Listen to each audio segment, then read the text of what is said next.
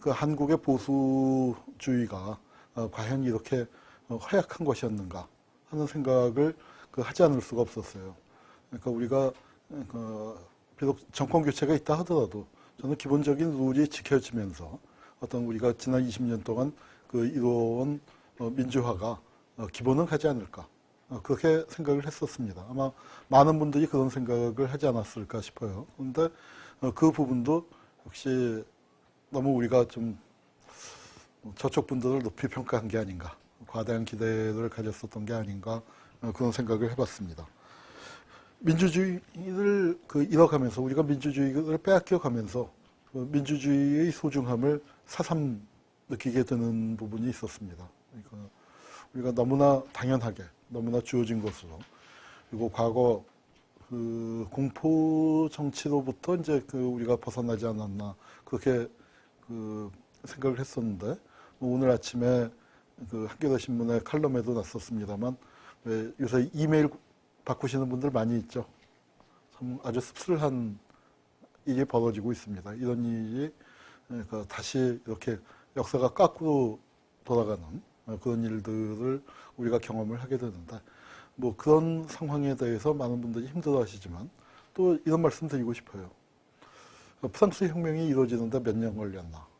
이게 하루아침에 된 거 아니거든요. 우리는 민주화 궤도에 들어선 게 20년이었지만 프랑스 혁명 200년 걸려서도 아직도 그런 일들이 많이 있습니다. 그래서 우리가 이 민주주의의 어떤 후퇴 속에서 조금 다시 생각해 봐야 할 부분이, 우리가 걸어온 민주화의 과정들을 좀 되짚어 봐야겠다. 그런 생각을 했어요. 민주주의가 소중한 걸 알아야 우리가 지킬 거 아닙니까? 그리고 우리가 얼마만큼, 우리가 이룩해 놓은 게 얼마나 큰 일이었는지, 우리가 지금 너무나 당연하게 생각하고 너무나 주어진 것으로 생각하지만 이것을 이루는 과정에 어떤 희생과 고난을 우리가 겪었었는지 그것을 좀 되짚어 보면서 우리가 걸어온 길, 우리가 이룩한 것들의 소중함에 대해서 함께 좀 나눠야 하지 않을까, 이제 그런 생각을 해봤습니다. 민주주의를 지키려고 하는 사람들이 민주화에 대해서 제일 인색한 평가를 내렸었던 게 아닌가. 왜냐하면 우리는 기대가 크고 꿈이 크고 갈 길이 아직도 멀다고 생각을 하기 때문에. 갈 길이 멀죠. 저도 뭐 등산을 그렇게 좋아하는 편 아닙니다만 최근에 이제 친구들 따라서 몇 번 끌려갔었습니다. 끌려갔었는데 이렇게 위를 쳐다보면은 저길 언제 올라가나 아주 눈앞이 깜깜하고 뭐 그렇지만, 또 뒤를 돌아보면은 야, 내가 이렇게 많이 왔나, 아마 그런 기분들을 다 가져보셨을 거예요. 저는 우리가 이룩한 민주화가 그런 것이 아니었나 생각을 합니다. 그 제목을 지금 이 순간의 역사라고 지었습니다. 지금 이 순간. 저는 이 역사라고 하면은 이제 아주 오래된 옛날 얘기라고들 많이 생각을 하시지만, 역사를 또 흔히 과거와 현재의 대화라는 얘기를 또 많이 하죠.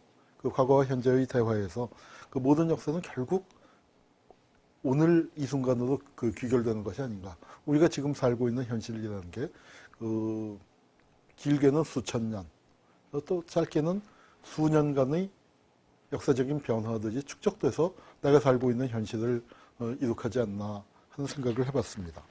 우리의 일상생활을 옥죄고 있는 여러 가지 현실들, 뭐 집값 문제라든가 교육 문제라든가 혹은 또 일자리 문제 같은 거, 뭐 이런 것들이 지금과 같은 모습을 띠게 되는 게 불과 20년 내지는 길어봤자 한 40년. 부동산 투기라는 거 우리나라에서 본격적으로 시작된 거 한 40년밖에 안 됐고, 비정규직이란 거 그거 나중에 이제 우리 자세히 한번 언급하겠습니다만, 비정규직이란 말 자체가 생긴 게 20년이 안 됐거든요. 근데 지금 우리 젊은 세대들은 어때요? 다들 이 대학 졸업하고 일자리를 찾아도 70% 이상이 비정규직으로 시작할 수밖에 없는 게 우리나라 현실이죠. 이거 불과 20년 전, 민주화 이후에 벌어진 겁니다. 지금 우리가 살아가고 있는 이 하루하루에 벌어지고 있는 일들이 앞으로 20년이 지난다면 어떤 모습을 띨지. 지금 미디어법을 바꿔 국회에서 날치기로 통과라고 주장을 하고 있죠. 통과된 건지 아닌지, 법적 효력이 어떤지 뭐 그 따져봐야 하겠습니다만 이런 법을 잘못 통과시켜 놓으면 그게 20년 후에 어떤 영향을 미칠지에 대해서 우리도 생각을 해봐야 하는 거죠. 그래서 우리가 지금 이 순간에 벌어지고 있는 일들에 대해서 우리가 관심을 갖지 않을 수 없습니다. 지금 우리가 살아가고 있는 이 순간이 우리 역사에서 어떤 의미를 지닐까? 아마 5천년 역사에서 처음으로 최고 지도자가 목숨을 끊는 그런 일이 벌어졌었습니다. 아마 우리 역사에서 아주 그 첫 번째 있는 일이죠. 그러니까 그걸 우리가 지금 경험을 하고 있습니다. 거기에 대해서 우리가 어떻게 반응을 하느냐. 이것이 우리가 이 순간에 어떻게 반응을 하느냐에 따라서 저는 우리 아이들의 미래가 달라질 거라고 생각을 합니다. 그래서 저는 모든 역사가 현재로 통하는 것이다. 모든 역사는 우리 현재의 현대사다 하는 생각을 갖고 있습니다. 자, 그리고 오늘 이제 첫 번째 강의는 광주에서부터 시작을 할까 합니다. 그래서 광주를 이해하기 위해서 박정희 시대의 말기, 광주가 벌어진 게 벌써 30년 가까운 세월이 흘렀습니다. 내년이 2010년인데 광주가 1980년에 일어났으니까 만 30년이 돼요.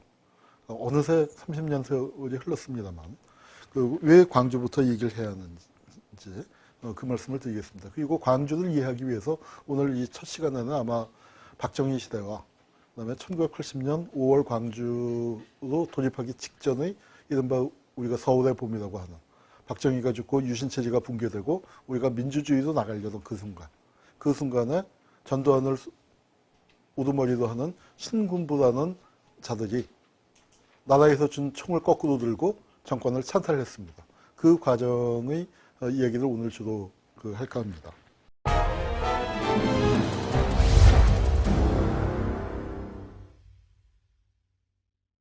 자, 우리가 광주가 벌어지기 전의 상황으로 돌아가 보죠.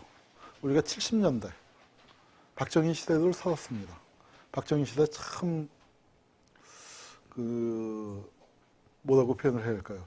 박정희 향수를 가진 사람들은 좋게 얘기하지만 또 그 시대를 직접 살았던 저희들로서는 또 굉장히 또 어두운 기억을 얘기 안 할 수가 없습니다. 저는 이제 오늘 얘기할 주제가 서울의 봄인데 서울의 봄을 맞이했을 때가 대학교 3학년이었고 박정희가 제가 대학교 2학년 때 죽었습니다. 근데 대학교 다니는 동안에 저는 학교에서 벤치에 앉아본 기억이 없어요. 왜냐하면 벤치에는 미리 짭새가 앉아 있었거든요. 짭새 옆에 앉을 수는 없지 않습니까? 그리고 학교에는 진짜로 요새 이제 왜 길거리 가면은 전경버스들 서 있죠. 요새는 이제 그래서 버스 색깔이 하얗지만 그때는 국방색이었습니다. 국방색 버스가 캠퍼스 안에 서 있었어요. 그럼 전경들은 버스에 앉아 있느냐? 뭐 우리 또래 전경들 그 친구들은 무슨 죄겠습니까? 그러니까 그 친구들도 쭈삣쭈삣 내려와서 하루 종일 그냥 데모가 있건 없건 대기 시켜놓는 거예요. 그러니까 자기들끼리 그 조그만 공터에서 우유 팩차기 하고 있고 학생들은 그걸 비켜서 지나가고 있고 그러던 시절이 있었습니다. 각 대학마다 보면은 별명을 가진 선배들이 있죠. 각 대학마다 학이 있어요. 학이라는 별명을 가진 사람들. 인품이 학처럼 고고해서 그런 게 아니에요. 그 당시에는 데모를 할 때 좀 왜 그런지 모르겠는데 하구요 하면서 시작을 했습니다. 핸드 마이크를 들고 사이렌을 맹 울리면서 하구야 하고 시작을 하는 거예요. 근데 왜 학이냐? 바로 옆에 짭새가 있는데 짭새인 줄 모르고 그걸 사이렌 울리면서 하구야 하다가 학에서 끊긴 겁니다. 전경이 덮쳐서 입을 가로막고 이제 끌려가는데 이제 그게 지금은 웃었지만 그 현장에서 보면 이제 피가 거꾸로 도는 광경이죠. 피가 거꾸로 도는 광경이었는데 나중에 이제 시간 지나고 뭐 그렇게 끌려가면 어떻게 되겠습니까? 이제 한참 두들겨 맞고 뭐 징역 살고 그러고 나오고 징역 살고 나와서 이제 뭐 군대 끌려가기도 하고 안 가기도 하는데 징역 살고 나오면 이제 그때부터 그 양반을 놀리는 거죠. 하고 그러던 시절이 있었습니다. 그렇게 우울한 시절이었죠. 박정희가 61년에 군사 반란을 일으켰습니다. 자기는 자기 말로는 군사혁명이라고 했고 또 흔히 군사 쿠데타라고도 하죠. 쿠데타는 반란의 한 형태입니다. 반란인데 어떤 반란이냐. 농민 반란 같은 건 체제 밖에 있는 사람이 들고 일어나는 반란이죠. 그런데 쿠데타라는 건 뭐냐면 국가기구 안에 있는 자가 국가기구의 그 물리력을 이용해서 반란을 일으킨 겁니다. 반란이라는 본질은 똑같아요. 그 반란 아닙니까? 군인이 반란을 일으킨 거죠. 여순 반란 사건은 뭐예요? 반란을 일으켰는데 실패했으니까 반란인 거고. 쿠데타는 뭐예요? 성공했으니까. 집권했으니까. 그래서 그게 이제 자기들 말로는 군사혁명이라고 불렀습니다. 5.16 때 군사혁명 그 반란을 일으켜서 헌정 질서를 완전히 짓밟았죠. 그래서 권력을 장악을 했습니다. 그런데 그러다가 이제 그 군정을 했는데 거기서 민정으로 이행을 했습니다. 그래서 선거에 나와서 63년 선거에서 우리 역대 선거사상 최대 격전이었죠. 최고 박빙의 선거로 15만 표 차이로 간신히 당선이 됐어요. 그리고 67년에 재선을 하고 재선을 했는데 그때 박정희 나이가 67년도의 나이가 제 나이쯤 됐죠. 재선할 때 나이가. 제 나이쯤 됐는데 박정희 입장에서 더 하고 싶은 겁니다. 그래서 한 번만 더 하자. 우리 헌법이 그때는 대통령 중임제였으니까요. 그 한 번에 한해서 연임할 수 있는 거였으니까. 그래서 그걸 3선까지 되게 했습니다. 그걸 3선개헌이라고 하죠. 그때 국회에서 또 그 날치기 통과를 했었습니다.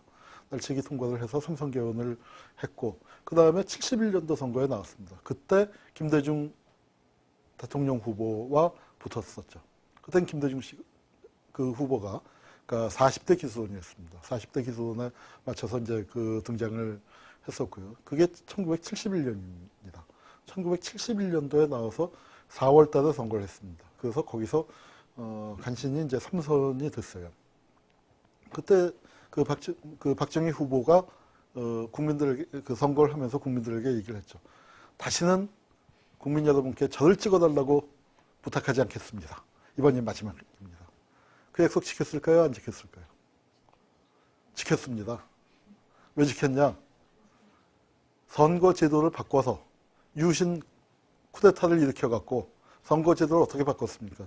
대통령을 국민이 뽑는 게 아니라 체육관에서 뽑게 만들었지 않습니까? 그러니까 박정희는 약속을 지켰습니다. 불행하게도. 불행한 게 지켜진 것이죠. 그때 이제 그 히트했던 영화가 미워도 다시 한 번입니다. 삼성개헌이 한 번만 더 할게, 한 번만 더 할게. 미워도 다시 한 번으로 그 국민들이 했는데 박정희 씨가 세 번째 대통령 임기를 시작한 게 1971년이에요. 4월 달에 시작해서 7월 2일 날 그 취임을 했습니다. 그런데 1971년이 2008년하고 비슷했을 거예요. 2008년도에는 딱 석 달 하다 말지 않았습니까? 5월 달에 촛불 들기 시작을 해서 5월, 6월 본격적으로 하고 7월부터 좀 사그라들어서 이제 8월 달에 끝난 셈이 됐는데 71년도에는 1년 내내 했습니다. 데모를 누가 했느냐? 의사가 파업을 하고요. 판사가 파업을 하고요. 그 수련의 파동, 사법파동 그런 거 있었습니다.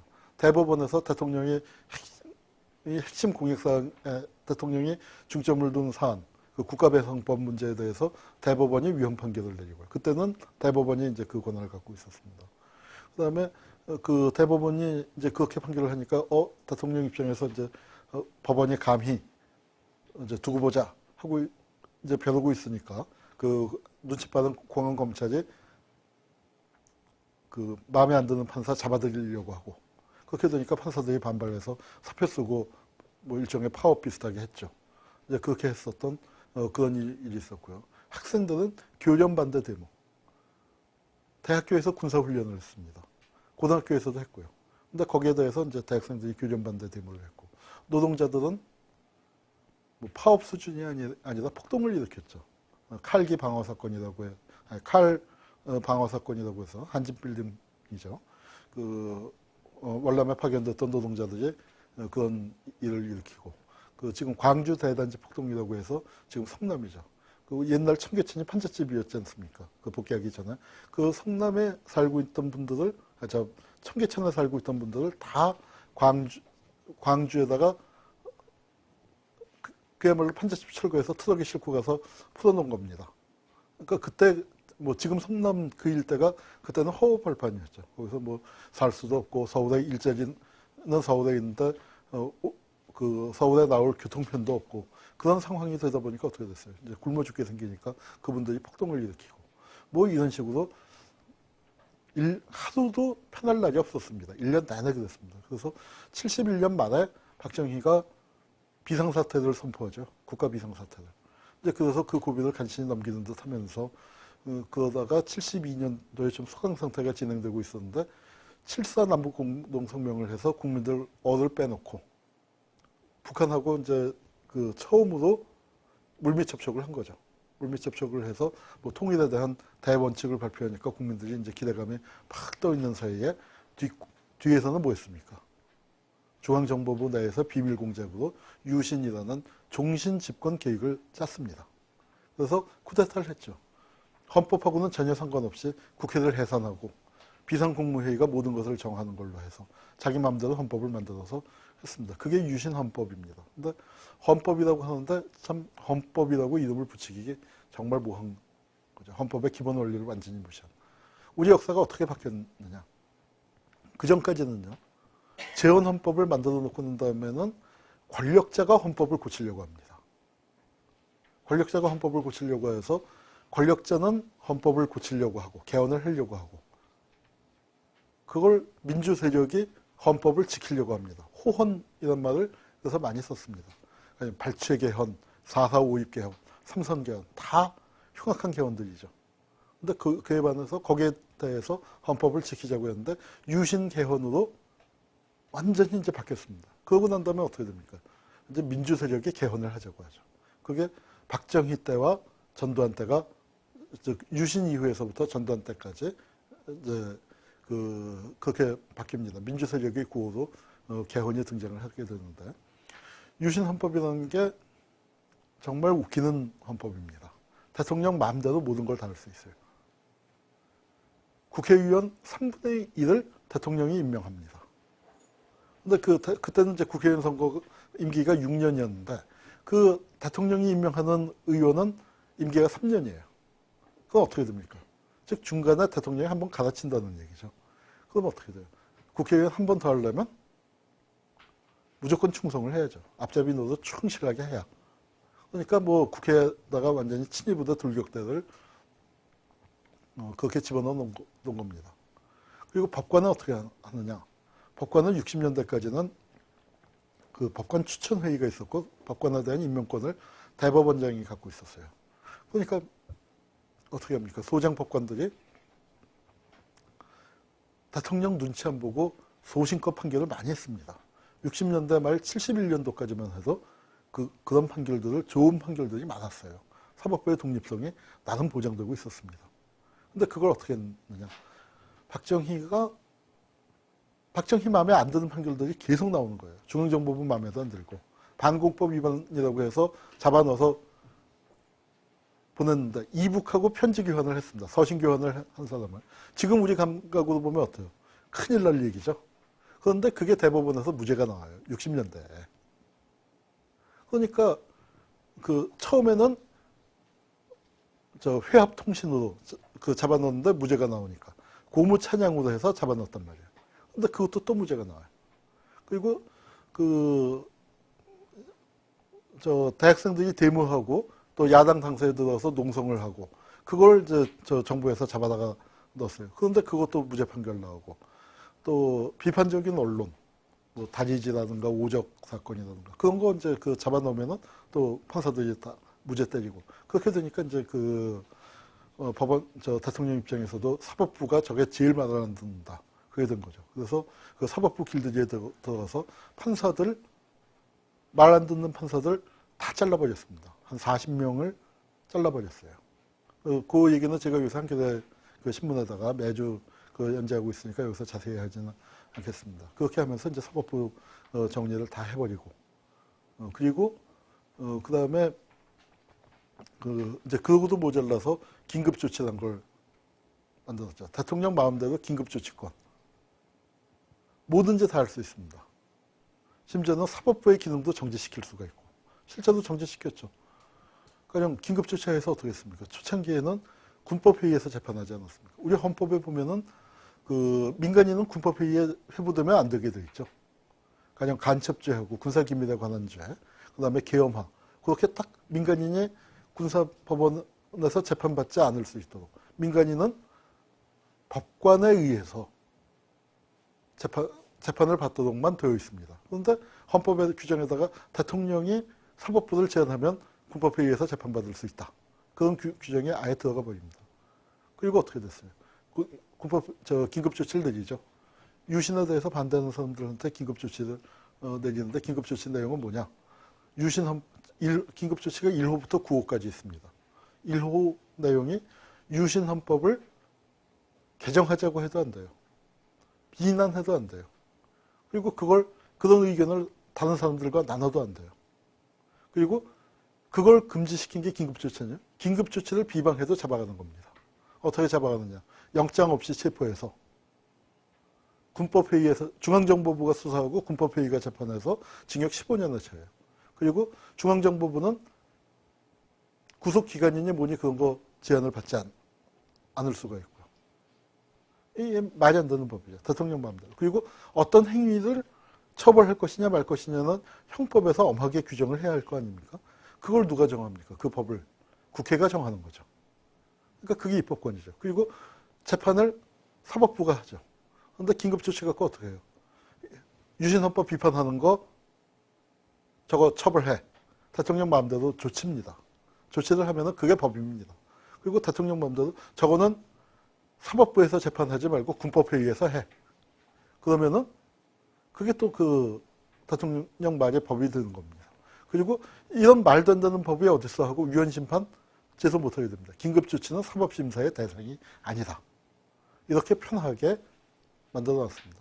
그런데도 학생들이 계속 저항을 했었던 시대. 긴급조치 시대라는 게 오죽했냐면은 그 실제 이제 집행은 안 됐습니다만 긴급조치 4호 민창학년 사건이 일어나고 이제 나온 그 긴급조치 4호를 보면은 참 희한합니다. 이유 없이 수업을 빼먹는 자. 수업 빼먹을 때 이유 있습니까?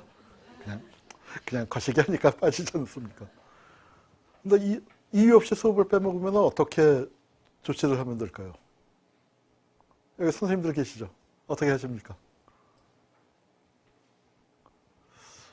이유 없이 수업을 빼먹으면 최고 사형까지 가능합니다. 그리고 문교부 장관에 의해서 그런 학생이 나온 학교는 폐교도 가능합니다.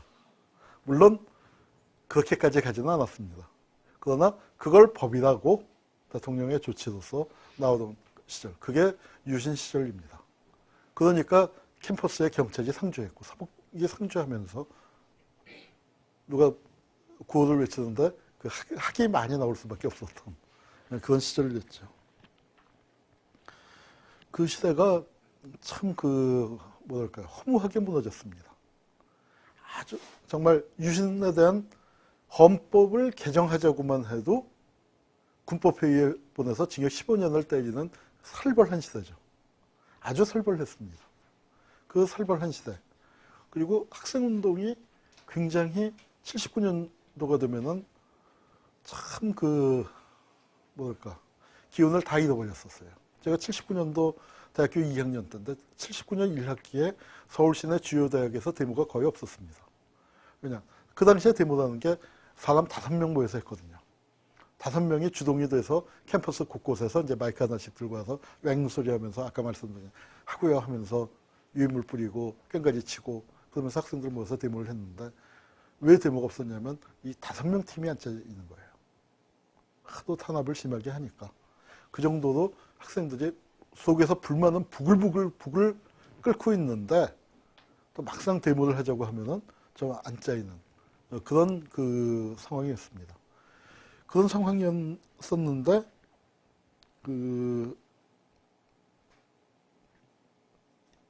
이 8월 7일 날 그러니까 이 1학기는 데모 없이 조용하게 지나갔는데 8월 7일 날 YH에 여공들이 있었습니다. 그 YH라는 회사가 가발 만드는 데서 돈을 많이 버는 회사인데 그 사장이 이제 돈을 거기 노조가 생기니까 위장 폐업을 하고 임금도 안 주고 달아난 거예요.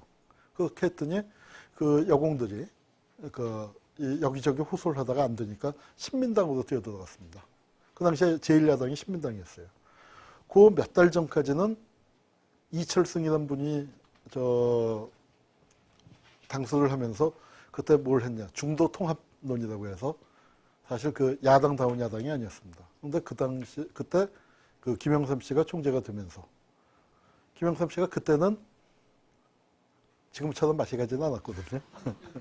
그때는 제법 괜찮았었습니다. 그러면서 선명 야당이라는 걸 들고 나왔어요. 김영삼이 총재가 될 수 있었던 이유는 뭐냐. 78년도 국회의원 선거에서 야당이 1.1%를 이겼습니다. 야당보다.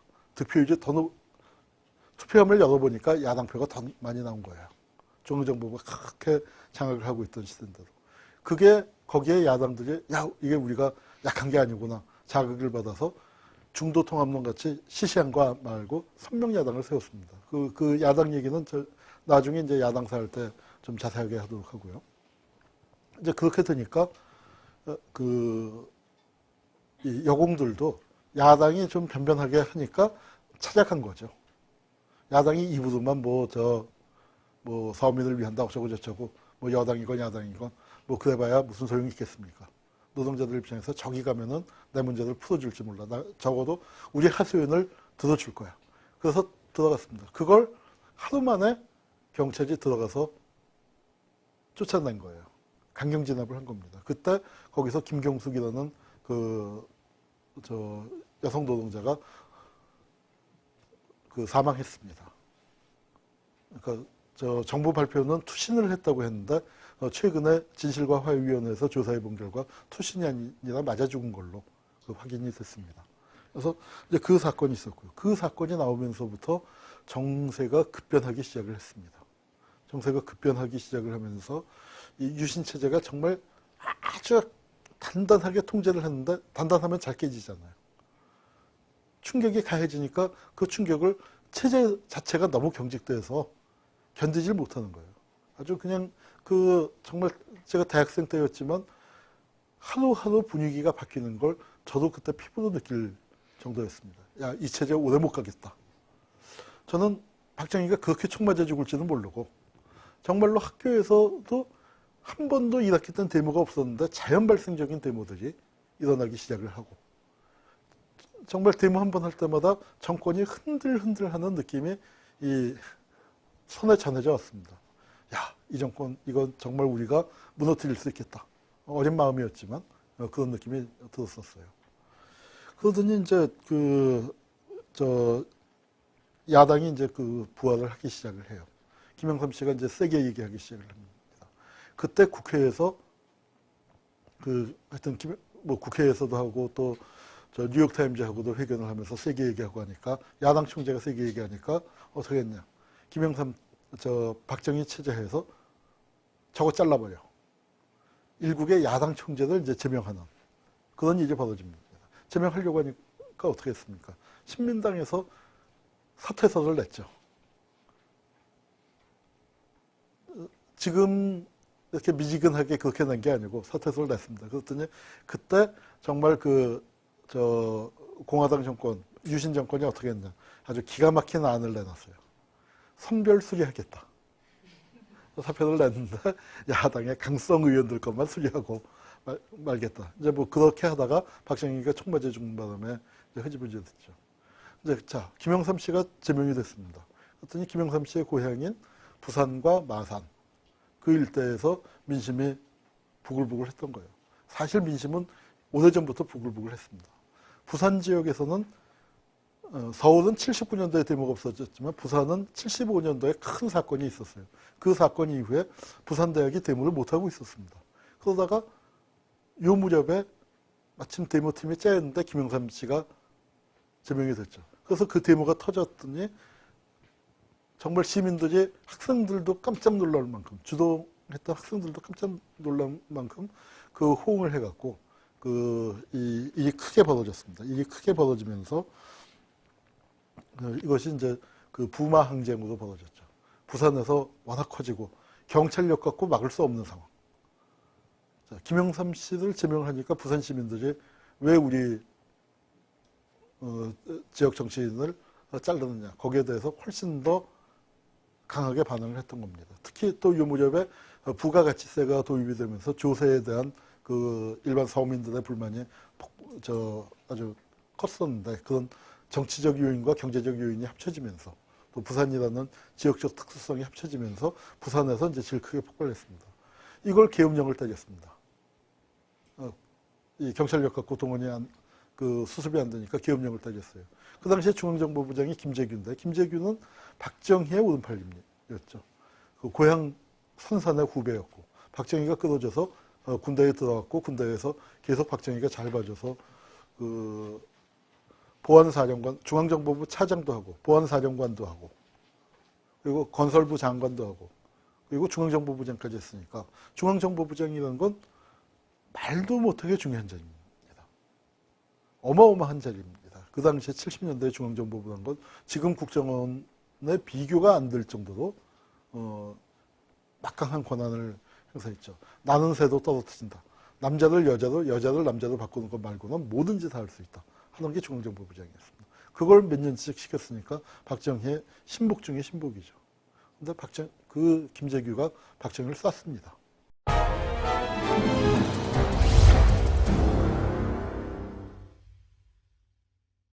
왜 쐈냐? 유신체제를 무너뜨리는 길은 이 길밖에 없다.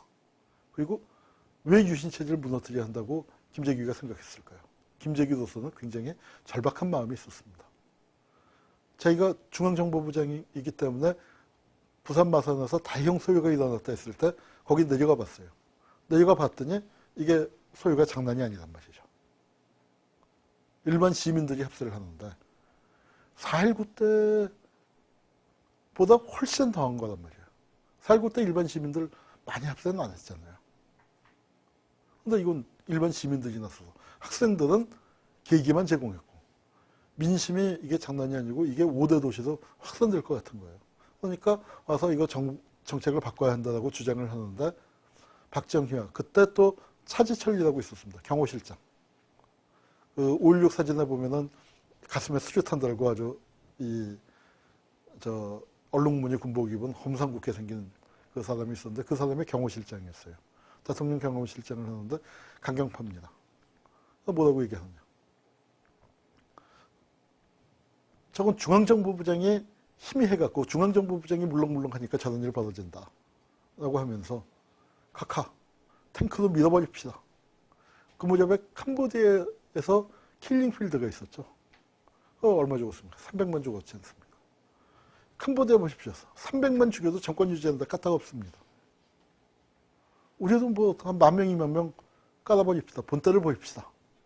이러고 나온 거예요. 이게 정말 참 참혹한 얘기입니다만 우리 역사가 굉장히 험난한 역사를 거쳤죠. 한국전쟁 때 워낙 많이 죽었습니다. 그리고 남북이 분단돼 있잖아요.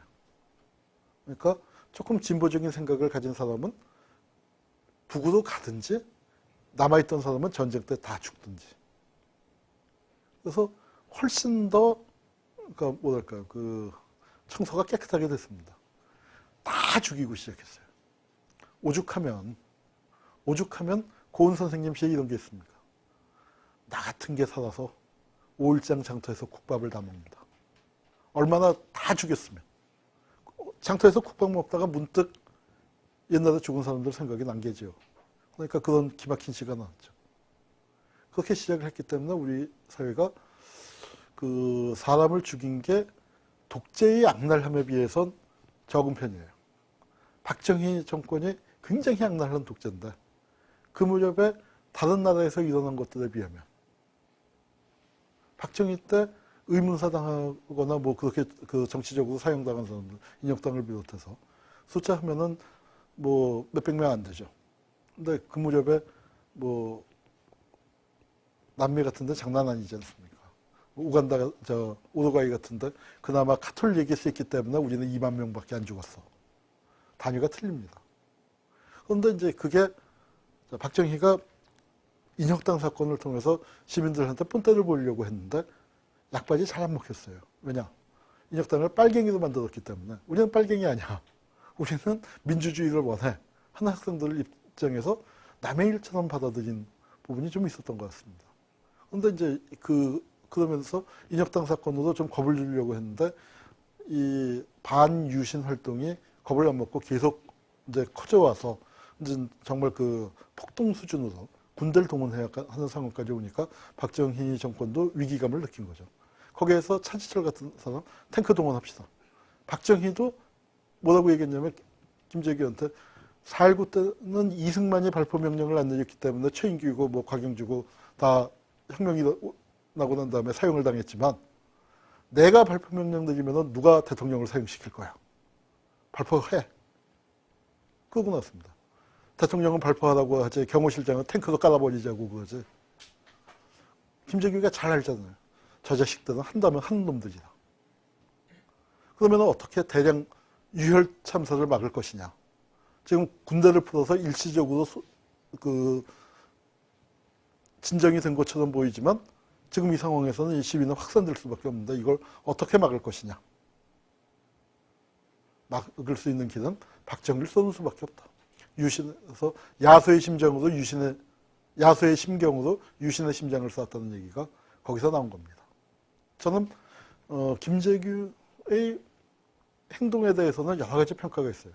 김재규가 행동을 한 게 총을 쏜 게 올해 또 딱 30년입니다. 그날이 하필 박정희도 팔짝을 기구해서 그런지 그날 그 제삿날 같은 사람이 한 명 또 있어요. 우리 역사에 또 굉장히 중요한 영향을 미친 사람입니다. 그 사람 죽은 거는 100년이에요. 100년.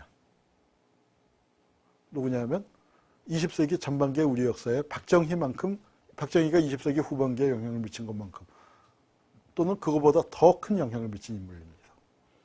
이토우 히로부미 하고 제삿날이 같아요. 12.6. 그래서 그날 저희 평화박물관에서 좀 전시회나 뭔가 행사를 할 생각입니다. 12.6 두 발의 총성 이런 제목으로 할 생각인데 하여튼 10월 26일 날 박정희가 총에 맞아 죽었습니다. 영원할 것 같은 유신체제가 무너진 거죠. 박정희는 종신집권을 꿈꿨는데 그 꿈은 이루어졌습니다. 죽을 때까지 대통령 했습니다. 다만 총 맞아 죽었죠. 참 그 집 팔자가 깁니다. 유경수 여사도 총 맞아 돌아가셨잖아요. 그러니까 전 박지만 씨가 저보다 한 살 위인데 마약을 했다 뭐 하는데 참 인간적으로 가슴이 아픈 게 제가 뭐 만나본 적은 없지만 그랬을 것 같아요. 15살 먹었을 때 어머니 총 맞아 죽고 20살 22살 됐을 때 아버지 총 맞아 죽고 한국전쟁 이후에 우리나라에서 부부가 따로따로 총 맞아 죽은 집은 그 집밖에 없을 거예요. 참 이게 독자의 말로입니다. 이게 유신체제의 말로입니다. 유경수 여사는 참 불쌍하게. 그리고 유경수 여사가 그때 총 맞았기 때문에 사실은 유신체제가 길게 더 연장이 된 측면이 있다고 생각을 합니다. 하여튼 그렇게 박정희가 총 맞아 죽었어요. 그랬더니 어떻게 됐습니까? 이제 세상이 부글부글해지고 유신이 끝났으니까 당연히 민주화를 해야 한다. 라는 쪽과 유신 때 단물 빨아먹던 놈들은 어떻게 돼요? 민주화를 하지 말자고 할 수는 없지만 그렇다고 민주화 되면은 자기네들 갖고 있었던 기득권이랄까 아니면은 뭐 미래가 보장되지 않으니까 어떻게 될지 모르는 상황이니까 굉장히 이제 정치적인 혼돈이 왔습니다. 그때 이제 군이 전면에 나설 수밖에 없었죠. 왜냐하면은 우리나라의 계엄령이 이제 처음에는 부산 일원에 선포가 됐었습니다. 근데 계엄 상태에서 부산 일원에 계엄이 선포되어 있는 상태에서 이제 박정희가 총에 맞아 죽었단 말이에요. 그래서 그 계엄령이 제주를 제외한 전국으로 확대가 됐습니다. 그 차이는 뭐냐?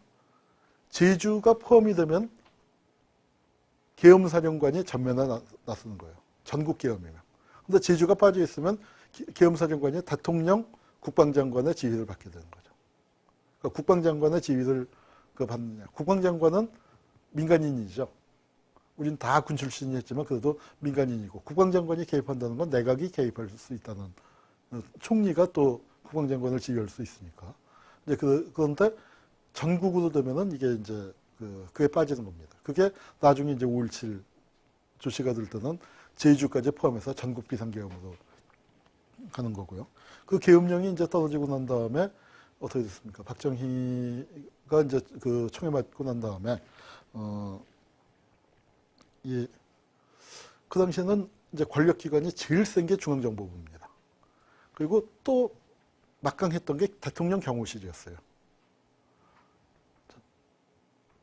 대통령 경호실이 원래도 셌지만 영부인이 총에 맞아 죽었습니다. 그렇게 되니까 대통령 경호를 훨씬 더 강화해야 한다는 게 명분이 쓰죠. 그래서 대통령의 신복을 갖다가 앉혀놨어요. 청와대 경호실이 얼마나 셌냐. 청와대 지금 이제 뭐 다시 이제 그 경복궁으로 복구를 했습니다만 거기 30경비단, 33경비단 그걸 갖다 놓고 경호실이 군을 지휘할 수 있었습니다. 뭐 그래 놓고 군대 사율도 하고 뭐 막강했죠. 자, 중앙정보부와 우리나라에서 제일 센 게 중앙정보부 세죠. 경호실 셌죠. 그 다음에 대통령 비서실 셌죠. 제일 센 건 대통령이죠. 근데 대통령 총 맞아 죽었죠. 중앙정보부는 대통령을 쏴주겠죠. 경호실장은 그 자리에서 같이 있다 같이 총 맞아서 죽었죠. 비서실장은 거기 4명이서 그러니까 유신 정권의 1, 2, 3, 4등이 앉아서 술 먹다가 4등만 살아난 겁니다. 그런데 뭐 그렇게 살았으니까 비서실 힘 못 쓰는 상황 됐죠. 그럼 어디가 힘을 쓰겠습니까? 군이 힘을 쓰는 거죠. 그래서 군에서 힘을 쓰는데 하나는 참모총장을 정점으로 한 지휘계통이 있고 또 하나는 보안사가 있었습니다. 근데 보안사는 합동수사본부가 됐어요.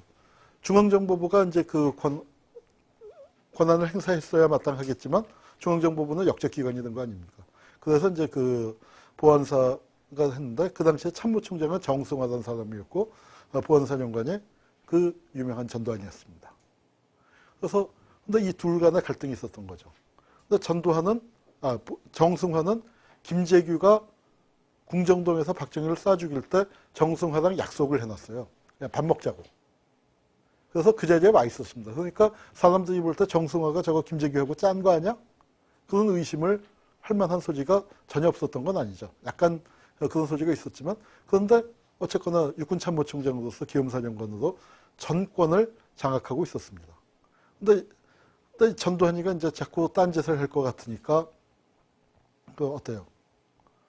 전두환이를 잘라버려야겠죠. 자꾸 야심을 품고 이상한 짓 한다. 그래서 정승화가 전두환을 인사조치를 하려고 했더니 전두환이는 누굽니까? 바로 군부 내에서 영남인맥을 대표합니다.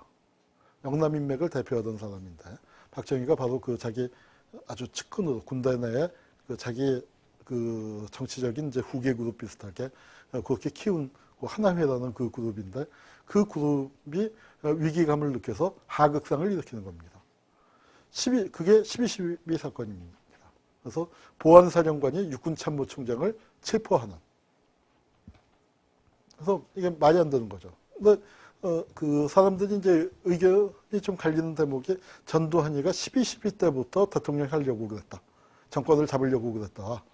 그때는 일종의 호신 그 책이었는데 하다가 보니까 이제 그 꿈을 꾸게 됐다. 근데 결국은 전두환이가 정권을 잡게 됐고 그게 12.12 군사 반란이 우리나라 이제 군대 역사에서 일어나는 그 또 중요한 반란이죠. 그 반란 12.12 이제 반란을 일으켰고 그래서 그게 군사 반란으로 볼 것이냐 하극상으로만 볼 것이냐 차이는 있지만 하극상이라는 점에서는 뭐 이견의 여지가 없는 거고 그래서 전두환이가 이제 정권을 잡고 실력자로 등장을 했습니다. 그때가 바로 언제냐? 그 무렵에 텔레비에 그 이제 2명의 대머리가 떴다고 그러죠. 한 명의 대머리는 돌아가신 이주일 씨. 공통점이 있었습니다. 혜성과 같이 나타났다. 둘 다 무지 못생겼다. 둘 다 너무 웃긴다. 근데 차이점은 뭐냐? 한 명은 웃기려고 웃기는 거고 또 하나는 웃기지 않으려고 하는데 그런데 또 웃긴다. 뭐 그렇지만 하여튼 그렇게 나왔습니다. 그런데 하늘에 해가 둘이 있을 수 없는지 전두환이가 집권을 한다면 이주일 씨는 텔레비 몇 년 못 나왔었죠. 사람들이 이주일 보면은 전두환을 떠올린다고.